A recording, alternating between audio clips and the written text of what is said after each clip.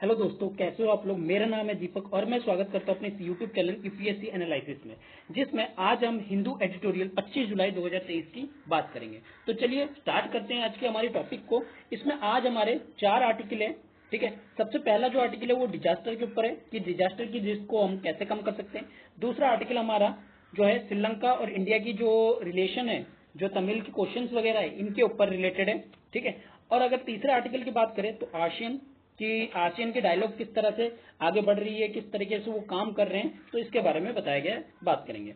और जो last article है वो नेवर एंडिंग सागा, यानी कि यहाँ पे बात की जा रही है दिल्ली गवर्नमेंट की डिस्प्यूट्स की, यानी कि जो दिल्ली गवर्नमेंट में सर्विस की अपॉइंटमेंट होती है उसके ऊपर यहाँ बात हो रही है। ठीक है, तो चलिए सबसे पहला आर्टिकल जो हमारा जीएस 3 के लिए इंपॉर्टेंट है, डिजास्टर एंड मैनेजमेंट के लिए, यहाँ पे आपको बहुत सारे मेंस के जो पॉइंट्स है वो आपको यहाँ पे मिल सकते हैं। ठीक है, अब देखिए यहाँ पे बात क्या हो रहा है। सबसे पहले अगर बात की जाए यहाँ पे हमारे डिजास्टर जो है किस हिसाब से बढ़ रहे हैं वो हम देख रहे हैं, क्योंकि ग्लोबल जो है, ग्लोबल इन्वायरमेंट कहीं ना कहीं इन्वायरमेंट क्या हो रहा है, ज्यादा इफेक्ट हो रहा है किससे, क्लाइमेट चेंज से। जब ये क्लाइमेट चेंज और ज्यादा इंक्रीज होगा, क्योंकि देखिए इंफ्रास्ट्रक्चर या डेवलपमेंट जो है आप रोक नहीं सकते। डेवलपमेंट होगी तो ऑटोमेटिकली कार्बन की एमिशन जो होगी वो ज्यादा होगी। कार्बन की एमिशन अगर ज्यादा होगी तो वो कंट्रीब्यूट किस में करेगा, आपके क्लाइमेट चेंज में। क्लाइमेट चेंज में अगर करेगा तो इंपैक्ट किस में पहुंचेगा, ग्लोबल के इन्वायरमेंट में। जब ग्लोबल का इन्वायरमेंट इंपैक्ट होगा तो कहीं ना कहीं टेम्परेचर जो होगी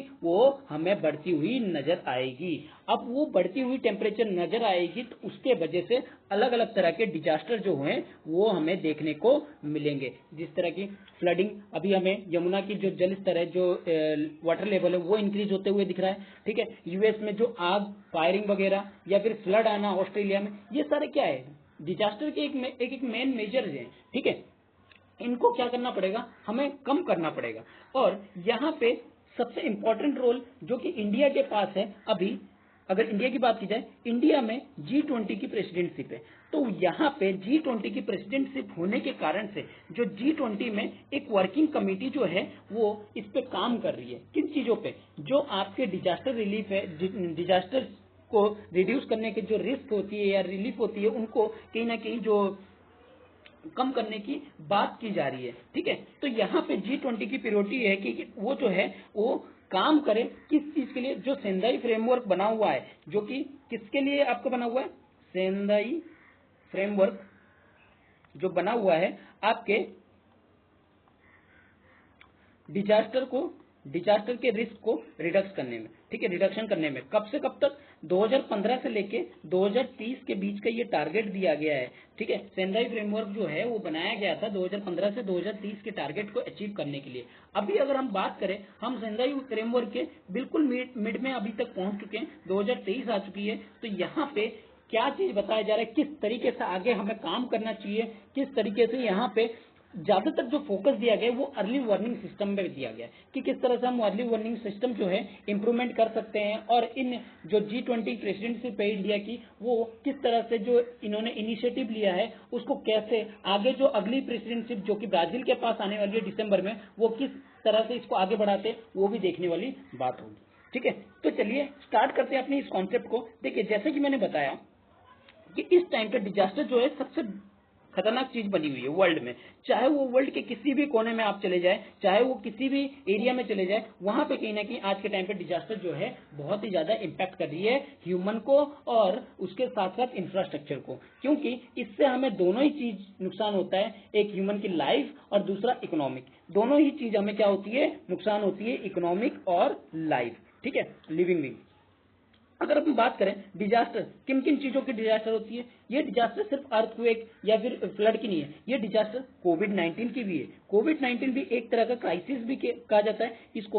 कोविड-19 एक डिजास्टर का काम भी करता है। ठीक है, तो इन सारे डिजास्टर को क्या करना चाहिए, हमें कहीं ना कहीं कम करना चाहिए। उसके लिए proper measurement, proper early warning system, proper तरीके की पॉलिसी जो है इंप्लीमेंट करनी चाहिए, जिससे कि इन डिजास्टर को क्या कर सके, हम कम जो है कर सके। देखिए अगर डिजास्टर को कम करेंगे तो इसमें रिस्क भी हमारी क्या होगी, कम होगी, और रिस्क के साथ साथ जो लॉसेस है वो भी हमारे क्या होंगे, कम होते जाएंगे। अगर हमें सबसे मेन चीज है इसमें क्या करना है कि हमें जो है यहाँ लॉसेस को कम करनी है। जैसे आप देख सकते हैं अभी जैसे आपका बिफोर जो है साइक्लोन आया था, तो उसमें हम लोग जीरो डेथ जो है वो कहीं ना कहीं मेंटेन रख पाए। किस वजह से? क्योंकि हमने उस तरह की टेक्नोलॉजी अभी इंप्लीमेंट कर रखे हैं, इस वजह से। तो यहाँ पे वही चीज बात की जा रही है कि किस तरीके से हम जो अपनी टेक्नोलॉजी है, जो सिस्टम्स है, उनको इंक्रीज कर सकते हैं, जिससे कि वो क्या हो जाए, और ज्यादा इंप्रूवमेंट हो जाए। अगर इंडिया की इनिशिएटिव देखा जाए,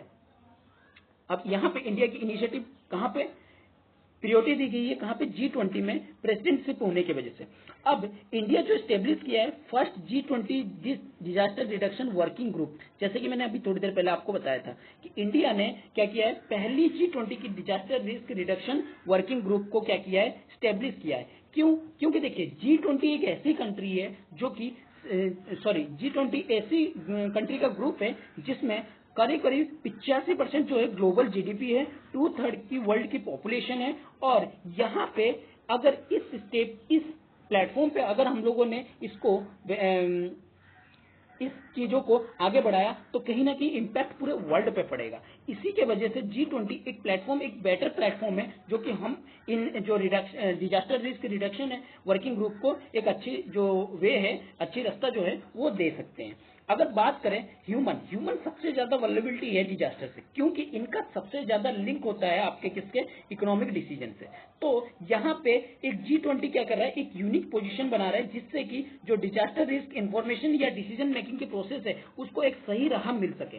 ठीक है, और साथ ही साथ जो इकोनॉमिक डिसीजन के इम्पैक्ट है और जो डिजास्टर रिस्क के इम्पैक्ट है उनको किया जा सके, कम किया जा सके, और रिस्क को हम लोग किस तरह से कम कर सकते हैं, यहाँ उसकी बात की जा रही है। ठीक है, चलिए आगे बढ़ते हैं। आगे क्या बताया जा रहा है, कहीं ना कहीं G20 ने ये जो डिजास्टर रिस्क रिडक्शन ग्रुप का वेलकम किया है, और साथ ही बताइए एक अच्छा बेटर तरीका हो सकता है कि हम लोग अलग अलग नेगोशिएट करके, कम्युनिकेशन करके हम इन चीज़ों को, जो इंफ्रास्ट्रक्चर वगैरह है इनको, या फिर पॉलिसीज वगैरह है, या फिर जो आपकी ग्रुपिंग में जो इनिशिएटिव लिया जाना चाहिए उसको क्या कर सकते हैं, इंक्रीज कर सकते हैं। तो कहीं ना कहीं ये क्या करता है, डायरेक्ट सपोर्ट करता है call of action, call to the action. ठीक है, और साथ ही बताया जा रहा है मई 2023 में political declaration of UN general assembly mid term को रिव्यू करने का काम करता है, जो कि सेंदाई फ्रेमवर्क से हमें पता लगता है। ठीक है, और साथ ही साथ ये हमें इनहेंस करता है किस चीज के लिए, अर्ली वार्निंग सिस्टम के लिए। रेजिलेंट इंफ्रास्ट्रक्चर, रेजिलेंट इंफ्रास्ट्रक्चर क्या होता है, अगर आप मान लीजिए घर बना रहे हैं, घर कितना मजबूत है, अगर आपको सही इंफॉर्मेशन लेनी होगी तो आप क्या करेंगे, एक आर्किटेक्चर के पास जाएंगे, उससे पूछेंगे भैया हमें ये चीज करनी है और इसमें हमें घर की मजबूती चाहिए, ताकि इसकी जो कैपेबिलिटी हो वो ज्यादा इंक्रीज हो, जो ज्यादा लंबे समय तक रह सके। तो वो बताएगा कि आपको किस हिसाब से सरिया लगाना चाहिए, किस हिसाब से सीमेंट लगाना चाहिए, किस हिसाब से बालू लगाना, तो ये सारी इंफॉर्मेशन जो देगा तो वो रेजिलेंट इंफ्रास्ट्रक्चर के अंडर में आएगा। साथ ही साथ जो फाइनेंस की प्रॉब्लम है, डिजास्टर रिस्क रिडक्शन, तो उसको भी क्या करेगा, इसमें आपका इनहेंस करेगा। ठीक है, आगे बात करते हैं। अब यहाँ पे सबसे ज्यादा जो जोर दिया जा रहा है वो अर्ली वार्निंग सिस्टम पे दिया जा रहा है। मतलब आपको पहले सचेत रहना होगा कि आपको जो डिजास्टर आ रही है, जो डिजास्टर होने वाली है, उसके लिए पहले से आपको इन्फॉर्मेशन मिल जाए। तो उसके लिए इन्फॉर्मेशन के लिए आपको अलग अलग क्या करनी पड़ेगी, टेक्नोलॉजी को अपनी टेक्नोलॉजी की कैपेबिलिटी को इंक्रीज करनी पड़ेगी। जैसे अभी बिपोरजॉय के टाइम पे किए थे, या आपने जो अर्ली वार्निंग सिस्टम जो हमारे जैसे सेस्मिक जोन वगैरह हम बांट रखे हैं, ये भी एक तरीके की हमारी क्या इनिशिएटिव है। और साथ ही साथ जो अर्ली वार्निंग सिस्टम जो बे ऑफ बंगाल या फिर अरेबियन सी में लगा रखे, तो वो क्या है, इन चीजों को बताने में हेल्पफुल करते हैं कि हमें डिजास्टर से रिलीव करने के लिए, डिजास्टर से बचने के लिए हमें क्या क्या करना चाहिए, पहले से प्रायोरिटी क्या होनी चाहिए। और इसमें साथ ही साथ जो प्रायोरिटी होनी चाहिए वो इंक्लूसिव तरीके से होनी चाहिए। मल्टी हजार्ड जो है अर्ली सिस्टम को कहीं ना कहीं बताती है कि जो अलग अलग तरह की हजार्ड्स होने वाले वो किस तरह से रिड्यूस किया जा सकता है, जिससे डेथ और इकोनॉमिक दोनों की लॉसेस को क्या किया जाए, कम किया जाए। ठीक है, हमें किस तरह की प्रिपेयर्डनेस करनी चाहिए, पावर सेक्टर किस तरह से हेल्प कर सकते हैं, या पावर सप्लाई जो है किस तरह से हेल्प कर सकते हैं कि हम लोग जो है जो इन डिजास्टर है इनको टैकल कर सके। अगर हम बात करें टेक्नोलॉजी, आज के टाइम पे टेक्नोलॉजी काफी इंपॉर्टेंट होती है, क्योंकि जब आप बात करते हो डिजास्टर से लड़ने की, तो सबसे पहली चीज होती है अर्ली वार्निंग सिस्टम में टेक्नोलॉजी। यानी कि टेक्नोलॉजी आपके पास कैसी है वो चीज बताती है कि आपका कि जो भी डिजास्टर होने वाला है वो किस तरह से, किस फॉर्म में आने वाला है, किस तरीके से आने वाला है, किस दिशा से आने वाला है, ये सारी चीजों को बताता है। दूसरी, डाटा। डाटा क्या बताता है? डाटा शेयरिंग, यानी कि अगर आप मान लीजिए, सपोज कीजिए इंडिया में रहने वाला इंसान है और उसके पास डाटा अच्छी खासी है, तो वो, या फिर बांग्लादेश में रहने वाला इंसान है, जो गवर्नमेंट है वो अगर डाटा इंडिया के साथ शेयर करे कि इस तरीके से हमें जो है प्रॉब्लम आ रही है, ये चीज आ रही है, तो ये सही इंफॉर्मेशन अगर पता लग सके तो कहीं ना कहीं ये और ज्यादा डिजास्टर को कम करने में हेल्पफुल कर सकता है। और तो हमें क्या करना चाहिए? हमें कहीं ना कहीं ये सारी इनिशिएटिव को लेना चाहिए और यूनिवर्सल कवरेज करना चाहिए सभी के लिए। कब तक? 2027 तक की बात की गई है। और बात की गई है इनहेंस करना चाहिए रेजिडेंट ऑफ इंफ्रास्ट्रक्चर को, जिससे कि क्लाइमेट और डिजास्टर रिस्क जो है ग्लोबल की प्रायोरिटी है उसको कहीं ना कहीं कम किया जा सके। जैसे न्यूजीलैंड में बाढ़ वगैरह आ रहे हैं, ठीक है, ऑकलैंड एयरपोर्ट पे, और यूएस में जहां पे फार्मास्यूटिकल प्लांट पूरी तरह से डिस्ट्रॉयड हो गया था टॉर्नेडो में, जो हर एक कंट्री क्या नाम है इस चीज को जानता है कि किस तरीके से हमें इस चीजों को कम करनी है और इसके ऊपर कैसे वर्क करें, इस चीज पे भी बात चल रही है। अगर हम बात करें इंडिया ने पहले यूएन में 2019 में क्या किया था? कॉलिशन डिजास्टर रेजिलेंट इंफ्रास्ट्रक्चर को भी क्या किया था? लॉन्च किया था, ठीक है, जिससे कि जो पॉलिसी डेवलपमेंट है या कैपेसिटी सपोर्ट है जो कि डिजास्टर के टाइम पे इंफ्रास्ट्रक्चर वगैरह में, इनमें कहीं ना कहीं डेवलपिंग कंट्री के बीच में साझा हो सके। अगर हम करेंटली बात करें तो कोलैबोरेशन करती है ग्लोबल मेथोडोलॉजी पे, जिससे कि इंफ्रास्ट्रक्चर की कंडक्टिंग, रेजिलेंसी रिव्यू या स्ट्रेस टेस्टिंग, इन सब प्रिंसिपल को कहीं ना कहीं वर्किंग करता है। अगर हम बात करें इंटीग्रेटेड पर्सपेक्टिव की, किस तरीके से हम सब मिलके क्या कर सकते हैं, इसके इम्पैक्ट को कम कर सकते हैं, इम्पैक्ट को, जो डेवलपमेंट पोटेंशियल है, जो मल्टीपल लॉसेस है, उसको क्या कर सकते हैं, कहीं ना कहीं कम कर सकते हैं। और सबसे ज्यादा जो नुकसान इसमें होती है गरीबों को झेलनी पड़ती है, और उनके लिए क्या क्या काम जो है कर सकते हैं। अब अगर बात करें G20 की, जैसे इंडोनेशिया है या इंडिया है, जो है ह्यूज रिस्क मैट्रिक को अलोकेट करते हैं रिसोर्सेज में, जिससे कि सब नेशनल एंड लोकल लेवल पे डिजास्टर रिडक्शन को क्या किया जाए, कम किया जाए। और इसके ऊपर हर टाइम पे क्या होती रहती है, स्टडी होती रहती है, और इसको क्या किया जाता है, इंक्रीज किया जाता है। अब ये देखने वाली बात होगी कि जो G20 की अगली प्रेसिडेंटशिप है, यानी कि ब्राजील के पास, वो किस तरीके से इसको इम्प्लीमेंट करते हैं। क्या ये इंडिया की जो कमिटमेंट है या इंडिया की जो ये इनिशिएटिव है उसको किस तरीके से आगे बढ़ाते हैं, वो देखने वाली बात होगी। ठीक है, आई होप कि आपको ये आर्टिकल अच्छी तरह से क्लियर हो गया होगा। चलिए अगले आर्टिकल की तरफ बढ़ते हैं। अगला आर्टिकल है स्टिल इनकम्प्लीट। देखिए क्या हुआ है, अभी बात हुई है इंडिया और श्रीलंका की। यहाँ पे इंडिया और श्रीलंका, एक अगर बात की जाए श्रीलंका की जो क्राइसिस है उसको निपटने के लिए श्रीलंका को किसकी जरूरत है? इंडिया की जरूरत है। और इंडिया की अगर बात की जाए, इंडिया एक अच्छी अपॉर्चुनिटी देखता है कि श्रीलंका के टाइम पे कि हमारी पड़ोसी देश है, और पड़ोसी देश का जितना हमारा सुरक्षा रहेगा, यानी कि सिक्योरिटी का मामला जितनी अच्छी तरह से श्रीलंका में रहेगा, उतनी बेटर तरीके से इंडिया सेफ रहेगा। क्योंकि जैसे आपको पता है हम्बनटोटा पोर्ट जो है आपका श्रीलंका का किसके अंडर में है? आपके चाइनीज के अंडर में। तो कहीं ना कहीं चाइना का इन्फ्लुएंस जो है अगर इतनी पास तक रहेगा तो सबसे ज्यादा खतरा बना रहेगा चाइनीज चीजों का। ठीक है, तो यही चीजें बता रहा है कि इंडिया और जो चाइना है, तो इंडिया और जो श्रीलंका है उसकी रिलेशन को किस तरीके से हम लोग बढ़ा सकते हैं, चाहे वो इकोनॉमिक कॉर्पोरेशन हो, चाहे हम फॉरवर्ड लुकिंग विजन की बात करें, या किसी भी तरह की, हर चीज में क्या करना चाहिए, इसमें कहीं ना कहीं श्रीलंका और इंडिया की रिलेशन को मजबूत करना चाहिए। अब जैसे आपको पता है श्रीलंका की जो फाइनेंशियल क्राइसिस है लास्ट ईयर जो आई थी, उससे कहीं ना कहीं श्रीलंका निकलने की कोशिश कर रहा है कि किस तरीके से इंडिया की हेल्प जो है ले सके, और इंडिया भी चाहता है कि जो है उसकी हेल्प करके उनको फाइनेंशियल क्राइसिस से निकाल सके। तो किस तरीके से नई इन्वेस्टमेंट वगैरह क्या कर सके, वहां पे इंक्रीज कर सके। ठीक है, तो इस चीज की बात की जा रही है। लेकिन बहुत कुछ ऐसे मुद्दे भी है जिनके ऊपर बातचीत नहीं हो रही, जैसे आपकी फिशरीज वगैरह की बात हो रही है, या फिर आपकी तमिल कम्युनिटी की बात हो रही है। तो इनमें जो प्रॉब्लम आती है कि वो उनके मछुआरों को पकड़ लेते, कभी वो उनके मछुआरों को पकड़ लेते, तो ये कहीं ना कहीं प्रॉब्लम अभी भी फंसी हुई है। अगर इसको ज्यादा जोर देंगे तो कहीं ना कहीं ये प्रॉब्लमेटिक सिचुएशन बन सकती है। तो इसीलिए इसको कहीं ना कहीं थोड़ी सी हमें ये जो नजर आती है, ये कहीं ना कहीं इनकम्प्लीट नजर आती है। ठीक है, कहीं ना कहीं टाइज अच्छी हो रही है, लेकिन उसके साथ साथ जो ये थोड़ी जोड़ी जो प्रॉब्लम्स हो रही है, जो फ्यूचर की प्रॉब्लम्स है, उसमें कहीं ना कहीं कमी आ रही है। और यहाँ पे जिस तरह की बात हो रही है कि नॉर्थ साउथ ईस्ट की प्रोविंसेस है जो कि पावर डिवोल्यूशन करने की बात की रही थी, जिससे कि जो इंडियन फिशरीज को अरेस्ट करने का इश्यूज वगैरह आते रहते हैं, तो उसको कहीं ना कहीं जल्द से जल्द सॉर्ट आउट किया जाए, कुछ ऐसी पॉलिसीज वगैरह बना जाए। क्योंकि देखिए एक मान लीजिए ये श्रीलंका है है और ये इंडिया का पार्ट, कुछ एक बॉर्डर लाइन फिक्स हुई है कि इससे अगर आगे चले गए तो मछुआरों को क्या करते हैं, श्रीलंका वाले पकड़ लेते हैं, श्रीलंका के मछुआरे अगर इस लाइन को पार कर लेते तो इंडिया वाले पकड़ लेते। तो इनके बीच में क्या होती रहती है, इस बीच में टसल होती रहती है और जिसके कारण से इनके रिलेशन पे कहीं ना कहीं खराबी आती रहती है। तो ये एक, क्योंकि कोई अब समंदर के ऊपर कोई लैंडमार्क तो है नहीं कि भैया यहाँ तक हमने भैया पत्थर रख दिए, ईंट रख दिए, यहाँ पे आओगे तो फिर पहुंच जाओगे आगे, तो ऐसा कुछ लैंडमार्क नहीं है। तो कभी कभी मछुआरे क्या होते हैं, गलती से उधर ही पहुंच जाते हैं या इधर आ जाते हैं, तो ये एक प्रॉब्लम बन जाती है जिसकी वजह से इन दोनों के बीच में जो कमी है, जो ट्रस्ट की डेवलपमेंट है, वो कहीं ना कहीं कम हो जाती है। ठीक है, चलिए अब बात करते हैं इसकी आर्टिकल में क्या है, इसके क्रक्स है, इस सब के बारे में बात करते हैं। देखिए, अब इंडिया और श्रीलंका एक अच्छी इकोनॉमिकल पार्टनरशिप बन सकते हैं अगर पार्टनरशिप विजन की बात भी कर रहे हैं और देख भी रहे हैं कि हमें आगे बनने भी चाहिए।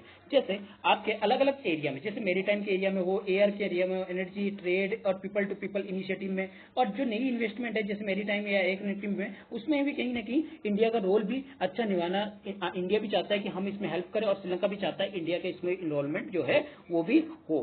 और जो डेवलपमेंट है जैसे पोर्ट वगैरह या एयरपोर्ट वगैरह, श्रीलंका चाहता है कि वो भी इंडिया जो है इसकी डेवलपमेंट करे, जिससे कि जो फेरी सर्विस वगैरह है या एक्सपेंडिंग जो फ्लाइट नेटवर्क है वो भी तमिलनाडु और श्रीलंका की कनेक्टिविटी को क्या कर सके और इंक्रीज कर सके। ठीक है, तो ये सारी चीजें भी आज के टाइम पे जरूरी है श्रीलंका को, और इंडिया भी इन्वेस्टमेंट करना चाहता है ताकि इंडिया जो है अपनी रिलेशनशिप और साथ ही साथ दूसरी इंडियन ओशन में जो सिक्योरिटी है उसको भी बेटर बनाना चाहता है। ठीक है, तो जो मेजर सर्ज है वो एनर्जी कनेक्टिविटी की, जो इंडिया डेवलपिंग कर रही है, रिन्यूएबल एनर्जी, विंड की हो या सोलर पावर प्लांट की हो श्रीलंका में, तो उसको भी क्या करना चाहती है, इंक्रीज करना चाहती है। तो दोनों ही यहाँ पे होप लगा रहे हैं कि हमारी ट्रेड इंक्रीज हो और कंटिन्यूसली जो इंडिया का सपोर्ट हो श्रीलंका के साथ, जो कि इकोनॉमिक क्राइसिस के टाइम पे लास्ट ईयर में देखा गया था, वो कहीं ना कहीं होती रहे, लेकिन ये थोड़ी सी क्या होती जा रही है, स्लो होती जा रही है। और एक मेमोरेंडम ऑफ अंडरस्टैंडिंग इस टाइम पे क्या किया गया, साइन किया गया है, जिससे कि ऑपरेशनलाइज किया जाए किसके लिए, किसको, यूपीआई डिजिटल पेमेंट। देखिए, यूपीआई डिजिटल पेमेंट हमने किस किस के साथ किया कि इंडोनेशिया, भूटान और अब जो है श्रीलंका वगैरह के साथ यूपीआई डिजिटल पेमेंट को हमने साइन किया है, जिससे कि जो इंडियन रुपीस करेंसी है वो ट्रेड के रूप में आपके काम आ सके श्रीलंका में। ठीक है, और जिससे कि जो डॉलर का जो यूजेस हो उसको क्या किया जा सके, कम किया जा सके। ठीक है, अगर बात की जाए ये और बहुत सारी चीजों से भी इंक्लूड है, जैसे टूरिज्म, कल्चरल, और इंडिया और श्रीलंका की कल्चर तो काफी पुराना है बहुत ज्यादा, और यहाँ टूरिज्म अगर बात की, टूरिज्म की वजह से ही यहाँ जो श्रीलंका की जो क्राइसिस है वो टूरिज्म की वजह से यही है, क्योंकि कोविड-19 और प्लस टूरिज्म दोनों ही घटने की वजह से जो है जो क्राइसिस है वो कहीं ना कहीं बढ़ी थी। ठीक है, और दोनों ही चाहते हैं रिलीजियस ट्रैवल वगैरह या एजुकेशनल कोलैबोरेशन पे भी हेल्प करें, लेकिन कुछ चीजें ऐसी रह जाती है जो फ्यूचर प्लान की बात की जाती है जो कहीं ना कहीं कमी करती है, वो है जैसे कि none of the written document of releasing mister Wickremesinghe visit acknowledge previous commitment of Sri Lanka honoring 13A constitutional amendment for devolution of power north, जो जैसे कि मैंने बताया नॉर्थ और ईस्ट की जो प्रोविंसेस है उसमें जो पावर डिवोल्यूशन की बात की गई है, जिससे कि लॉन्ग पेंडिंग जो रिजोल्यूशन जो मछुआरों की जो अरेस्ट करने की इश्यूज है उसको कहीं ना कहीं रिजोल्व किया जाए। इस तरह की जो चीजों में कोई जो है सही चीजें सामने नहीं आई है, कहीं ना कहीं कमी दिखते हुए नजर आ रही है। अगर हम बात करें यहाँ पे लाइफ और रिस्पेक्ट और डिग्निटी की, ठीक है, कहीं ना कहीं एम्फेसाइज करते हैं श्रीलंका और तमिल कम्युनिटी की। ठीक है, अगर हम कोलंबो में बात करें, जो रूलिंग पार्टी है SLPP that provide support for president Wickremesinghe made it clear that his government जो है वो इलेक्टोरल मैंडेट कर सके, जिससे कि डिस्कस कर सके इनकी इश्यूज को, और जो टेंशन है इंडिया और श्रीलंका के बीच में उसको क्या किया जैसे कम किया जा सके। लेकिन अगर बात की जाए यहाँ पे एक अच्छी बात है कि इंडिया जो गवर्नमेंट है वो नो लॉन्गर वेलकमिंग, जिससे कि इसकी जो हिस्ट्रिकल कंसर्न है, जो तमिल की इश्यूज है उसको कहीं ना कहीं यहाँ सामने नहीं लाना चाहते, जिससे कि उनका बायलैटरल रिलेशन जो है वो कहीं ना कहीं खराब हो। ठीक है, तो इसके लिए क्या कर रहा है, बैकडोर से तो बातचीत हो ही रही है इसमें। ठीक है, इसमें बैकडोर से बातचीत हो रही है जिससे कि इसकी बेटर रिलेशनशिप जो है इनके उसके, लेकिन ये फ्रंट सामने बिल्कुल होके नहीं बात किया जा रहा है, जिससे कि जो हमें इसमें कमी नजर आते हुए दिख रहा है। ठीक है, चलिए आगे बात करते हैं, आगे के आर्टिकल चलते हैं। देखिए अगला आर्टिकल है आशियन और persistent with dialogue on trodden path. देखिए यहाँ क्या बताया जा रहा है, सबसे पहले अगर बात करें साउथ ईस्ट एशियन की, जो आशियन कंट्रीज है यानी कि साउथ ईस्ट एशियन की, इंडिया है तो ये एरिया जो है साउथ ईस्ट एशियन कंट्री है। ठीक है, यहाँ पे क्या हुआ है ना, 56 फॉरेन मिनिस्टर मीटिंग हुई है और साथ ही साथ जो कॉन्फ्रेंस है, पोस्ट मिनिस्टर कॉन्फ्रेंस वगैरह है या फिर जो भी मीटिंग्स वगैरह हुए हैं, उनमें ये बात चेक की गई है कि किस तरीके से जो साउथ ईस्ट की कंट्रीज वगैरह है वो किस तरह से नई लेटेस्ट डायनेमिक की तरफ बढ़ रही है, यानी कि किस तरह से इम्प्रूवमेंट जो है वो हो रहा है। ठीक है, किस तरह से इनके चीजों में इम्प्रूवमेंट हो रहा है। ठीक है, और इनके साथ साथ क्या क्या जो चैलेंजेस वगैरह है वो भी फेस कर रहे हैं, वहां पे यहाँ पे बताया जा रहा है। ठीक है, कि जो चेंजेस हैं वो कौन कौन से चेंजेस हैं, जैसे इकोनॉमिक वगैरह हो गया, या जो कोविड-19 के इम्पैक्ट जो वगैरह है उससे बाहर निकलने की बात है, ये यूक्रेन वॉर की बात करें तो इन सब चीज़ों से क्या है, किस तरीके से वो बाहर निकले हैं, किस तरीके से वो चेंजेस हो रहे हैं, क्या इनके सामने चैलेंजेस आ रहे हैं,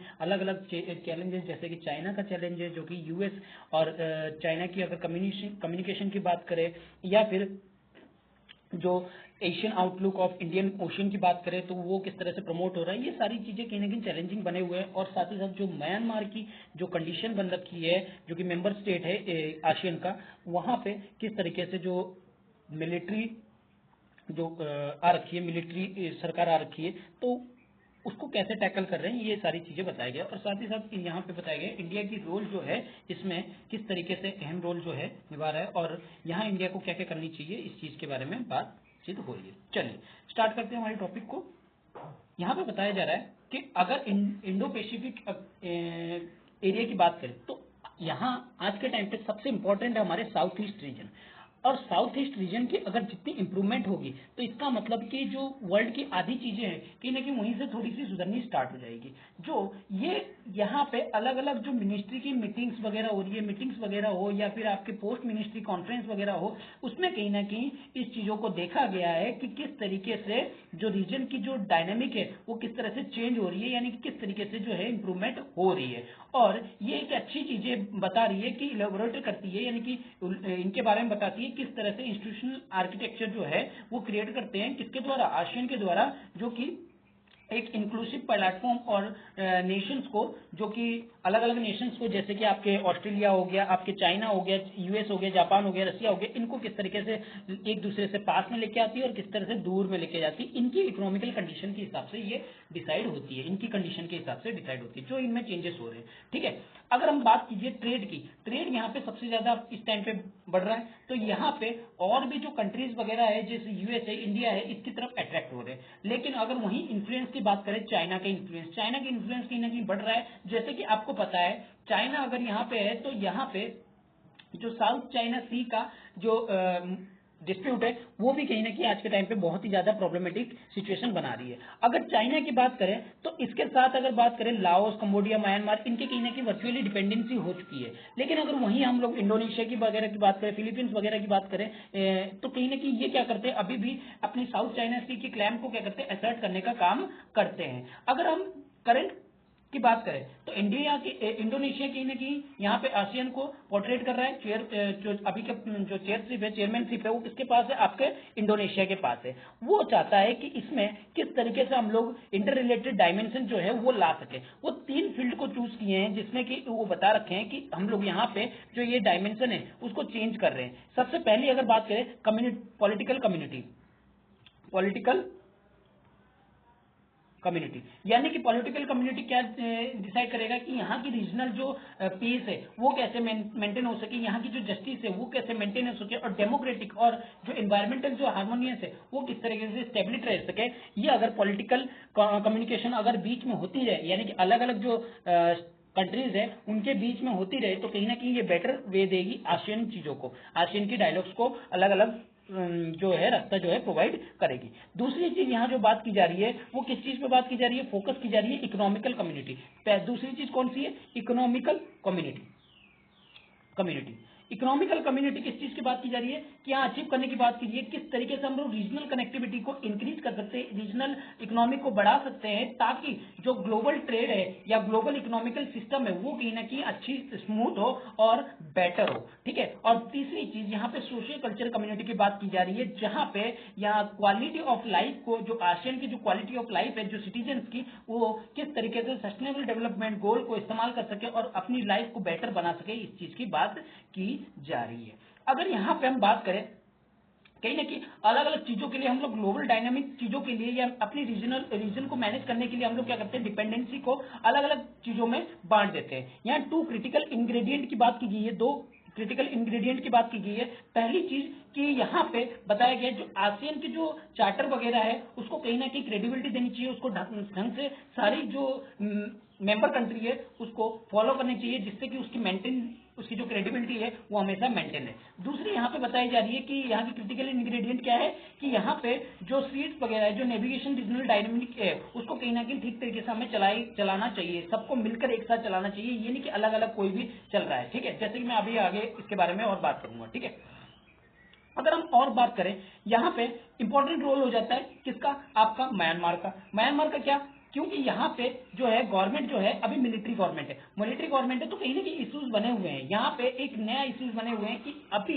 जो है म्यांमार बिल्कुल अलग अलग कर दिया गया है, यानी कि उनको बाहर कर दिया गया है किस चीजों से लिए, जो कि आपके मेंबर स्टेट है म्यांमार, उसको बाहर कर दिया गया है पॉलिटिकल लेवल डिस्कशन करने के लिए, क्योंकि यहाँ पे किसी तरह की भी डेमोक्रेसी नहीं है। इसी चीज को लेकर वहां पे क्या किया गया है, म्यांमार को बाहर कर दिया गया है। अगर हम बात करें यहाँ पे यूएस और चाइना की रिलेशनशिप की, तो कहीं ना कहीं थोड़ी प्रॉब्लमेटिक सिचुएशन ज्यादा बनी हुई है। यूएस और चाइना की अभी जैसे कोल्ड वॉर की सिचुएशन बनी हुई है, तो इस चीजों में पिस रहे हैं कौन, जो साउथ ईस्ट एशियन के जो है कंट्रीज है। क्यों, क्योंकि उनके रिलेशन किस तरीके से है वो कहीं ना कहीं डिपेंडेंसी करती है इन चीजों पे। अगर मान लीजिए किसी का रिलेशन यूएस के साथ अच्छा है तो वहां पे चाइना की इन्फ्लुएंस जो है उसके लिए और ज्यादा एसेटिव हो जाती है। अगर किसी का रिलेशन चाइना के साथ ज्यादा है तो यूएस कहीं ना कहीं नाराज हो जाता है। तो दोनों को कहीं ना कहीं बैलेंस करके चलना पड़ेगा। अगर हम बात करें चाइना क्लोजली इनके पॉलिटिकल और इकोनॉमिकल रिलेशन जो आसियान कंट्री है उसको कहीं ना कहीं एंजॉय कर रहा है। अगर हम लोग कम से कम 3 उनमें से देखा जाए तो जो लाओस है, कंबोडिया है, म्यांमार है, वो कहीं ना कहीं पूरी तरह से वर्चुअली डिपेंडेंसी है किस पे, चाइना पे। लेकिन अगर फिलीपींस की बात करें, वो बहुत ही ज्यादा अपनी असर्टिव रोल निभा रहा है, क्लेम कर रहा है, जो कि आपका किस पे, साउथ चाइना सी में जो चाइना की क्लेम है। ठीक है, यहाँ पे अगर सेंट्रल प्लेयर की बात करें, इंडोनेशिया है, मलेशिया है, सिंगापुर है, थाईलैंड है, जो ऑल फेवरेबल जो कि डिस्पोज कर रहे हैं किसके लिए, बीजिंग के लिए। ठीक है, जो फेवरेबल डिस्पोजल है वो किसके लिए, बीजिंग के लिए।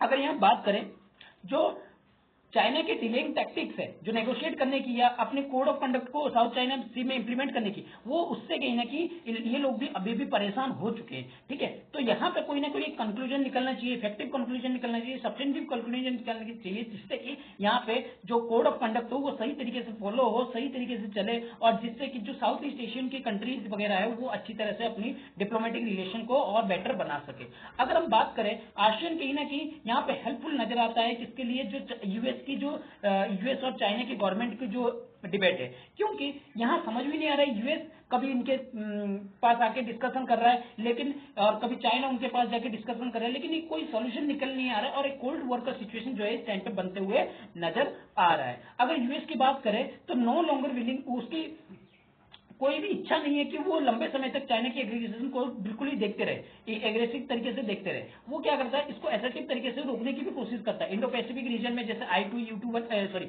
जैसे कि आपका ऑकस बनाया है, ठीक है, ऑकस ग्रुप या फिर क्वाड ग्रुप, जो कि चाइना की इन्फ्लुएंस को रोकने के लिए काफी इंपॉर्टेंट माना जाता है। तो इस तरह के सिचुएशन जो है बनते हुए नजर आ रहे हैं। अगर हम बात करें जियोपॉलिटिकल टेंशन की इस रीजन में, यहाँ पे आसियान ने प्रीफर करते हैं, जो कि प्रमोट कर रहे हैं किसको, ASEAN outlook on Indo Pacific, जिससे ये जो क्या करेगा, 4 आइडेंटिफाई एरिया, इसके जो 4 आइडेंटिफाई एरिया है, maritime corporation, connectivity, UN sustainability development goal और इकोनॉमिकल कॉर्पोरेशन को यहाँ पे इन रीजन में क्या करेगा, एक इंपॉर्टेंट रोल जो है देगा। ठीक है, आसियान को अगर बात की जाए आसियान की पार्टनरशिप, उसको भी कहीं ना कहीं सपोर्ट, आसियान की जो पार्टनरशिप है यहाँ पे सपोर्ट कर रहा है किसको, जो आपके AOIP यानी कि आपकी जो ASEAN outlook on the Indo Pacific, AOIP। ठीक है, लेकिन और इनको इंप्लीमेंट करने के लिए अभी भी वरी हो रहे हैं। ठीक है, क्योंकि किस तरीके से काम करेगा, किस तरीके से नहीं करेगा, किस तरीके से चाइना के इन्फ्लुएंस रहेगा, ये सारी चीजें भी रहती है। अब म्यांमार की सिचुएशन लीजिए, म्यांमार को जैसे कि बाहर कर दिया गया किस चीज के लिए, जो पॉलिटिकल डिस्कशन के लिए। इसमें 5 पॉइंट जो पॉइंट कंसेंसस जो है अप्रैल 2001 में इनके ऊपर लगाया गया, जिससे कि ये उन चीजों को फॉलो करे और आसियान की जो सेंट्रलिटी को है कहीं ना कहीं मजबूत करे, इस चीज की बात की गई है। लेकिन यहाँ पे किसी तरह का जो है बातचीत जो है वो नेगोशिएशन जो है काम नहीं आ रही है। किसके साथ, म्यांमार के साथ। तो एक जो आसियान की क्रेडिबिलिटी है वो कहीं ना कहीं यहाँ से लॉस होती जाती हुई नजर आ रही है। अगर इंडिया की रोल की बात करें, इंडिया को लगातार इनसे बातचीत करती रहनी चाहिए। जो हमारे एक्सटर्नल अफेयर्स मिनिस्टर है जो कि एस जयशंकर, वो लगातार इनसे बात करते रहते हैं, जिससे कि इनके बीच में, हमारे बीच में एक फ्रेंडली रिलेशनशिप जो है बन के रहे। अगर हम बात करें इनके जो प्राइम मिनिस्टर है ऑन विजिट और टू फ्रांस और यूएई, जो कि अर्ली जुलाई में गए थे, वो भी कहीं ना कहीं अलग अलग इंपॉर्टेंट चीजों पे बातचीत करते हैं, जिससे कि इंडो पैसिफिक की जो डायनामिक है वो भी बनी रहे। और यहाँ पे जो कन्वर्जेंस है, जो कि एआईओपीओ की, एओआईपी और इंडिया पैसिफिक ओशियन इनिशिएटिव, इनमें भी क्या हो जाए, कन्वर्जेंस आती रहे। तो इस तरीके से बातचीत जो है बनती रहनी चाहिए, जिससे कि इनकी कॉम्प्रिहेंसिव स्ट्रेटेजिक पार्टनर जो है इंडिया और आसियान के बीच में बनते रहे, ताकि जो जैसे कि अलग अलग एरियाज में हमें काम करनी चाहिए, साइबर, फाइनेंस, मैरीटाइम सिक्योरिटी, इन सब डोमेन पे भी काम करते रहना चाहिए। इसलिए आज के टाइम पे हमारे लिए आसियान जो हो जाती है इंपॉर्टेंट हो जाती है। अगर जो अगली आसियान मीटिंग की समिट की बात करें, जो कहाँ होने वाली, जकार्ता में का सितंबर 2023 में, देखते हैं वहां पे क्या किस तरह की क्लैरिटी जो है इन चैलेंज को कन्फ्रंटेशन करने के लिए किस तरह की क्लैरिटी जो है सामने आती है। चलिए आगे बढ़ते हैं। अगला आर्टिकल है नेवर एंडिंग सागा। क्या बताया जा रहा है, यहाँ पे दिल्ली के सर्विस की बात की जा रही है। दिल्ली में जो आईएएस आईपीएस की जो सर्विस है उसको रिक्रूटमेंट की बात की जा रही है। किस तरीके से अलग अलग जो ऑर्डिनेंस के माध्यम से क्या किया गया था, सेंटर ने पूरा ही रोक लगा दिया कि भैया अब दिल्ली जो है उस चीज पे काम नहीं कर सकती। इस बारे में जो है टसल जो है बनी हुई है, उस चीज को देखते हैं क्या आगे सिचुएशन भी बन के आ रही है, अलग अलग क्लॉजेस जो है सामने आ रही है, और साथ ही साथ इसको सुप्रीम कोर्ट ने इसको कॉन्स्टिट्यूशन बेंच के पास भेज दिया गया, और उनमें थोड़ी सी कहीं ना कहीं अलग अलग डाइवर्जेंट निकलते जो इंफॉर्मेशन है निकलते अलग अलग डाइवर्जेंट इंफॉर्मेशन जो है आ रही है। ठीक है, चलिए अब बात करते हैं क्या है, कॉन्टेक्स्ट में देख लेते हैं, उसके बाद समझ में आ जाएगी पूरी क्या बताया जा रहा है। जो सेंटर और गवर्नमेंट है, सेंटर की बात करें और हम लोग गवर्नमेंट ऑफ एनसीटी की बात करें, यानी कि दिल्ली की बात करें, तो कहीं ना कहीं इनके बीच में पावर टसल अभी भी बना हुआ है और अभी खत्म होते हुए नजर नहीं आ रहा है। ठीक है, क्या बताया जा रहा है, जो ऑर्डिनेंस जो प्रोमुलगेट किया गया था प्रेसिडेंट के द्वारा, जिससे कि जो नई स्कीम जिसमें रेगुलेट करने की बात की गई थी कि इसको सर्विस को, जो दिल्ली में जो सर्विस है उसको कहीं ना कहीं कौन हैंडल करेगा, दिल्ली गवर्नमेंट करेगी या सेंट्रल गवर्नमेंट करेगा, इस चीज पे बहस हो रही है, और इसको कॉन्स्टिट्यूशनल बेंच के बाद स्क्रूटनाइज करने के लिए भेज दिया गया था। ठीक है, अगर बात की जाए, पहले ये third such 5 member of benches examine respective power of two warring entities last few years. The crux of issues is that ordinance has to be nullify a recent constitution-based verdict rule that subject service covered under entry 41 will fall under executive and legislative domain of Delhi government. क्या बताया जाए, देखिए यहाँ पे समझने की कोशिश कीजिए। जो ये इश्यूज का जो क्रक्स है, जो ऑर्डिनेंस लाने की बात की जा रही है, जो मांग की जा रही है, उसने कहीं ना कहीं रिसेंटली जो कॉन्स्टिट्यूशन बेंच है उनके वर्डिक्ट्स ने क्या किया है, नलीफाई कर दिया है कि जो रूल है जो सर्विस का, वो कहीं ना कहीं किसके पास है, एंट्री 41 के पास है, जो कि फॉल करता है किसके, एग्जीक्यूटिव जो लेजिस्लेटिव डोमेन है, यानी कि दिल्ली गवर्नमेंट है, उनके ऊपर डिपेंड करता है, ना कि आपके सेंटर के ऊपर। लेकिन अगर कोर्ट की अगर पहले रीजनिंग की बात की जाए, बहुत ही आसान था। वो क्या बताया जा रहा है, जो आर्टिकल 239 की बात की जा रही है, उसमें गवर्नमेंट जिसमें गवर्नर की बात की जा रही है कि किस तरीके से इनको गवर्न किया जाए, जो इनके अफेयर्स है, जो एनसीटी दिल्ली के, वो पूरी तरह से only 3 subject Delhi government preview, कौन कौन से, आपकी पुलिस, पब्लिक ऑर्डर और लैंड, यानी कि इन 3 चीजों पे जो है दिल्ली गवर्नमेंट जो है कानून नहीं बना सकती, 239 बात करती है। तो यहाँ पे ये जो पब्लिक ऑर्डर है, यही यहाँ पे मसला बनते जा रहा है कि पब्लिक ऑर्डर का ध्यान कौन रखेगा। ठीक है, ये एक प्रॉब्लम बनते आ रहा है। ठीक है, क्या बताया जा रहा है, जो बाकी एक्सरसाइज कंट्रोल है ओवर रिमेनिंग सब्जेक्ट बचे, वो सारे किस पे बना सकते हैं, आपकी दिल्ली गवर्नमेंट बना सकती है, लेकिन इन चीजों पे नहीं बना सकते। लेकिन अब सर्विस की बात की जाए, सर्विस को इसमें एक्सक्लूडेड सब्जेक्ट माना गया है। ये क्या बताया गया, दिल्ली गवर्नमेंट को रिमाइंड किया गया ओवर अपॉइंटमेंट या पोस्टिंग या ट्रांसपोर्ट के लिए। ठीक है, यानी कि दिल्ली गवर्नमेंट जो है इससे अपॉइंटमेंट नहीं कर सकती, पोस्टिंग नहीं कर सकती, ट्रांसफर नहीं कर सकती। और दूसरी चीज ये भी बताया जा रहा है कि भैया अगर सेंटर भी इसको करती है तो कहीं ना कहीं ये कॉन्स्टिट्यूशन के खिलाफ जाता है। ठीक है, तो दोनों चीज कहीं ना कहीं यहाँ पे प्रॉब्लमेटिक सिचुएशन बनते हुए नजर आ रही है। तो यहाँ पे 3 जज बेंच ने क्या किया, ऑर्डिनेंस के मैटर को क्या किया है, एक नई अथॉरिटी जो है बनाने की बात की गई है, और कहा है इस सर्विस को क्या करे, जो सर्विस रिलेटेड प्रॉब्लम आ रही है उसको रेगुलेट करने की बात किया जा रहा है। और इसमें साथ ही बताया जा रहा है जो अमेंडमेंट किया जाए 239 AA में अमेंडमेंट किया जाए, जिससे कि जो चौथी सब्जेक्ट है इस लिस्ट में इसको जो एक्सक्लूड कर दिया गया है उसको इंक्लूड किया जाए, चौथी सब्जेक्ट बना के उसमें रखा जाए। ठीक है, और यहाँ पे ये इनवैलिडेट नहीं किया जाएगा।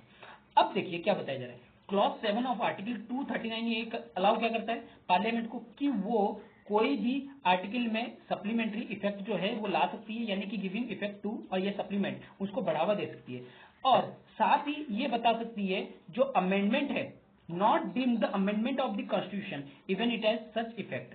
अगर अगर इसका इफेक्ट जो है कॉन्स्टिट्यूशन के जो अमेंडमेंट है उस पर अगर नहीं डीम्ड हो रहा है, ठीक है, तो कहीं ना कहीं उस लॉ को क्या कर सकती है, बना सकती है।